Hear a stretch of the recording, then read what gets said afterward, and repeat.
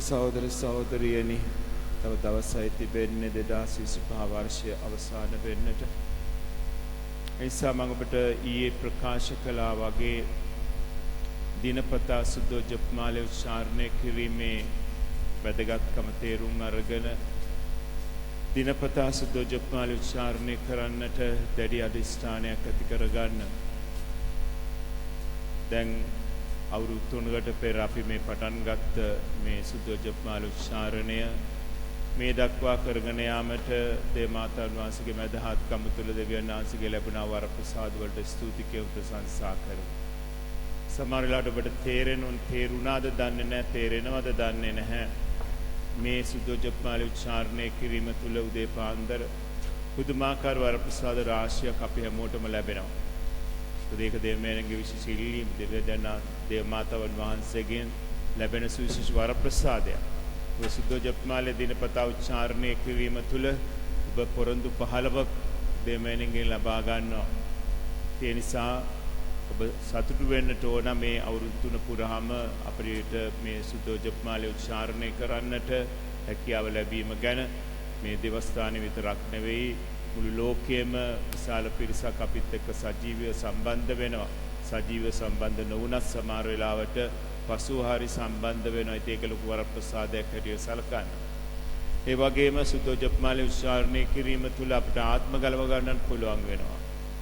දැන් අපි කියමු කවුරු හරි ඉන්නවා පාපුච්චාරණය නොකරන පුද්ගලයෙක් ඉන්නවා.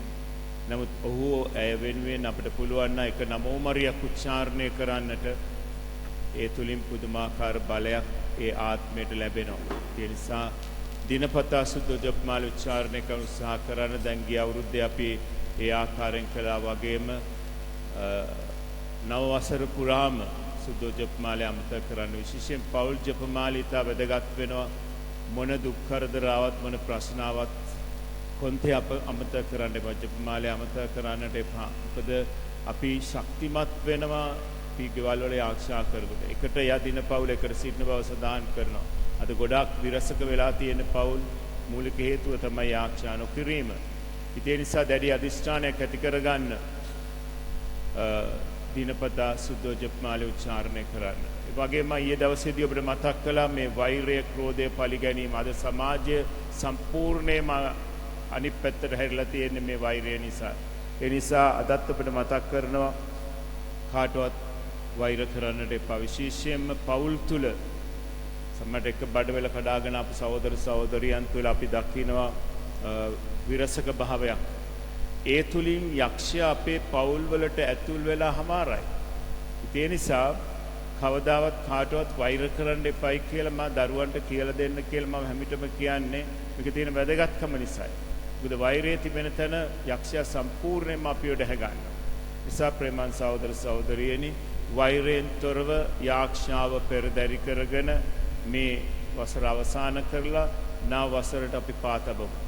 ඒ නව වසර පාතබන්නට හෙට රාත්‍රියේදී අපි එකට එකතු වෙමු. මොකද මේක ඉතා වැදගත් වෙන්නේ අවුරුද්දක් අවසන් වෙනකොට අපිට පුළුවන් නම් දේව මාලිගාවේ සිටින්නට දෙවියන් වහන්සේත් එක්ක ස්තුති කරන්නට. මොකද මොනතරම් දේවල් වලින් අපි උන්වහන්සේ ආරක්ෂා කළා. දැන් මේ ගම් වතුර ප්‍රශ්නේ අපිට ප්‍රශ්නයක් උනේ නැහැ. නමුත් ඒකෙන් අපි අදහස් කරන්නේ අපි සුද්ධවන්තයි කියනව නෙවෙයි. නමුත් අපිට පුදුමාකාර බලයක් ලබා දුන්න දේව මාතාවන්. ඒ නිසා අපි දෙවියන් වහන්සේට දේව මාතාවන් වහන්සේට හදවතින්ම ස්තුතිවන්ත වේ යුතුයි. නිසා හෙට රාත්‍රියේ ඉතා වැදගත් වෙනවා අපි හැමෝටම 10 මාට සුද්ධෝපය ආරම්භ කරනවා. ඊන අනතුරුව අපි වසරේ අවසාන දිවසප්සද ආශිර්වාදයෙන් පසුව අපි අලුත් අවුරුදු මංගල දිය පූජායාගය පැවැත්වෙනවා. අලුත් අවුරුද්ද සම්පූර්ණ පළවෙනි දවසම වෙන් කරලා තිබෙන්නේ පරිශුද්ධ දේවමාතාවන් වහන්සේටයි. ඉතින් දේවමාතාවන් වහන්සේ සමග වසර ආරම්භ කරන්නට අපි සියලු දෙනාම දේවස්ථානයේ රැඳී සිටිය යුතුයි.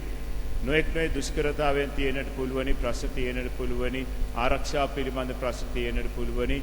නමුත් මේ හැම දෙයක්ම දෙවියන්ට බාර කරලා දෙවියන් වහන්සේට බාර කරලා අපි සියලු දෙනාම පැමිණෙනවා නම් දෙවියන් වහන්සේට ඉතා ප්‍රසන්නයි. තමන්ගේ දරුවන් අවුරුද්ද ආරම්භ වෙනකොටම දෙවියන් වහන්සේත් එක්ක ඉන්නවයි කියන්නේ දෙවියන් වහන්සේ මොනතරම් සතුටට පත්වෙන කාරණයක්. ඒ නිසා හැම කෙනෙකුම උත්සාහ කරන්න මේ රාත්‍රී පූජාවට සහභාගී වෙන්නට. උදේ පූජාවන් තියෙන්නේ ගොඩාක් වෙලාවට අසනීප අයට. රාත්‍රී පූජාව ඉතා වැදගත් වෙන්නේ අවුරුදු ආරම්භයේදීම අපිට පුළුවන් නම් දේව මාලිගාවේ රැඳී සිටින්නට දුක් වරප්‍රසාදයක්. ඒ නිසා රාත්‍රී පූජාවට සහභාගී වෙන්නට හැකි හැම කෙනෙක්ම උත්සාහ කරන්න. ඊළඟට පළවෙනිදා 2025 ජනවාරි මාසයේ පළවෙනිදා අපි සුද්ධෝජපමාල 15 පන්තිය උච්චාරණය කරන ප්‍රේමන්ත සහෝදර සහෝදරියනි. මේක ඉතා වැදගත් වෙන්නේ වසර ආරම්භයේදීම සුද්ධෝජපමාලය 15 පන්ති උච්චාරණය කර ලැබීම වරප්‍රසාදය. වැඩ තියෙනවා ගොඩාක් අපිට පියතුමල්ල හැටියට සාමාන්‍යයෙන් පළවෙනි දවස වැඩ ගොඩාක් තිබෙනවා. රාත්‍රී පූජාවන් තිබෙනවා, උදේ පූජාවන් තිබෙනවා. ඒ අතරතුර තමයි අපි මේ සුද්ධෝජපමාල 15 පන්ති උච්චාරණය කරනු ලබන්නේ. ඒක තියෙන වැදගත්කම නිසා තමයි ඒකට කාලය වෙන් කරලා තිබෙන්නේ. ඒ නිසා උත්සාහ කරන්න පුළුවන් තරම් මේ සුද්ධෝජපමාල 15 පන්තියට අවුරුදු පළවෙනි දවසේදීම දෙමෙනියට ස්තුතියක් වශයෙන් දෙවියන් වහන්සේට ස්තුතියක් වශයෙන් මේ සුද්ධෝජපමාල 15 පන්තියට සහභාගී වෙන්නට. ඉතින් ඒ පළවෙනිදා බ්‍රහස්පතින්දා සවස 4:45ට අපි සුද්ධෝජපමාල 15 පන්තිය ආරම්භ කරනු ලබනවා. ඒ වගේම බ්‍රහස්පතින්දා අවුරුද්දේ පළවෙනි බ්‍රහස්පතින්දා දැන් සාමාන්‍යයෙන් ජනවාරි මාසේ පළවෙනිදා ඉතා වැදගත් වැඩ අධික දවසක්. නමුත් අපි ඒ රාත්‍රිය අමතක කරන්නේ නැහැ. අසරීප තත්ත්වය මොන තත්ත්වයක වුණත් කමක් නැහැ කියලා මම තීරණය කළේ මේ රාත්‍රියේ මේ වැඩසටහන කරන්නට ඕනයි කියලා. ඉතින් හැකියාව තිබෙනවා නම් අවුරුද්දේ පළවෙනි බ්‍රහස්පතින්දා මාසේ පළවෙනි බ්‍රහස්පතින්දා අපිට එන්නට පුළුවන් නම් දෙවියන් වහන්සේත් එක්ක මේ හෝරාව ගත කරන්න නැත්නම් මේ හෝරාවන් කීපය ගත කරන්න ලොකු වරප්‍රසාදයක්. ඉතින් අපි 9:45 සුපුරුදු පරිදි දේශපුද වාසයේ වැඩම කරවනු ලබනවා. ඉන් අනතුරුව අපි සුද්ධෝපය යේසුගේ ඉල්ලීමක් අපි ඉෂ්ට කරන්නට යන්නේ අවුරුද්දේ පළවෙනි දවසේදීම යේසුගේ ඉල්ලීමක් ඉෂ්ට කරන්න ලැබීම ලොකු වරප්‍රසාදයක්. යේසුගේ ඉල්ලීමක් ඉෂ්ට කරන්න ලැබීම. මොකද මේක පියතුමාගේ ඉල්ලීමක් නෙවෙයි, දෙවියන් වහන්සේ යේසුගේම ඉල්ලීමක්. මා මල්වෙනේදී වින්දා වේදනාව පුරුෂේ වින්දාව ශාරීරික වේදනාවට වඩා වේදනාත්මකයි. ඒ නිසා සෑම මාසයේ පළවෙනි බ්‍රහස්පතින්දාවකම රාත්‍රී 11 සිට 12 දක්වා සුද්ධෝපය කරන්නට කියලා තිබට ආරාධනය කරනවා. මේ රාත්‍රිය යේසුත් එක්ක ගත කරන්න වරම් දෙන්නට කියලා. ඒ වගේම මාසේ පළවෙනි සිකුරාදා මධ්‍යම රාත්‍රී 12ට අපි දිය පූජා යාගය පවත්වනවා. ඉතින් මේවා ලොකු වරප්‍රසාද අපිට ලැබෙන හැම කෙනෙකුට නොලැබෙන වරප්‍රසාද.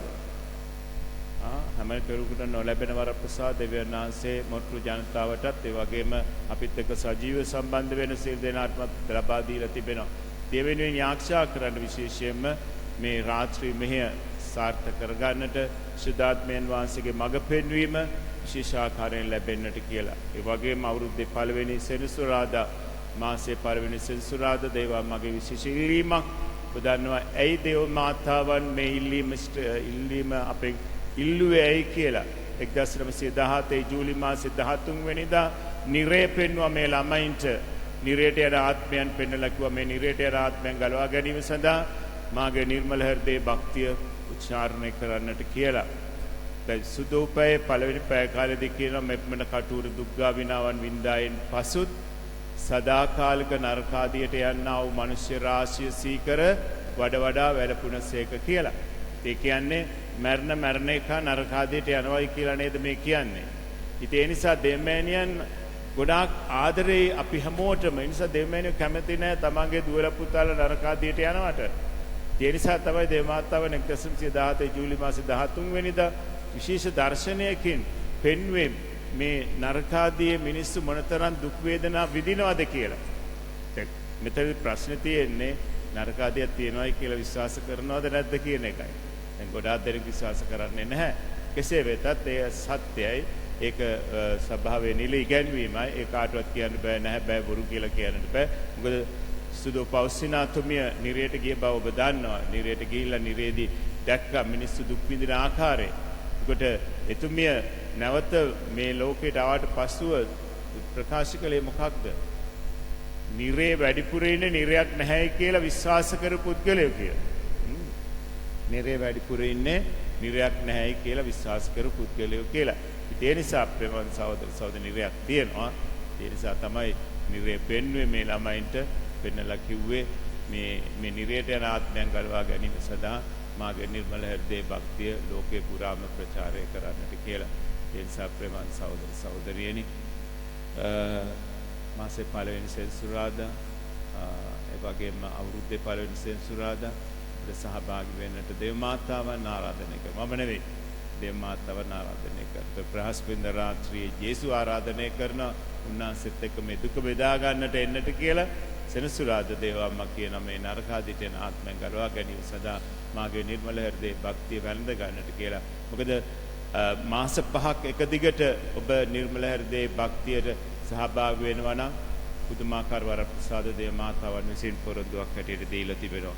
ඒ නිසා ප්‍රේමවත් සහෝදර සහෝදරියනි ඊට වැදගත් කාල පරිච්ඡේදයකට පැමිණෙන්නේ අපි දන්නේ නැහැ ඉදිරියේ මොනවද තිබෙන අභියෝග බාධාවන් මොනවද කියලා. මොන බාධාවන් ඇති වුණත් නැති වුණත් අපි දෙවියන් වහන්සේත් එක්ක ඉන්නවා නම් අපි කිසි දෙයකට බය වෙන්නට ඕනේ නැහැ.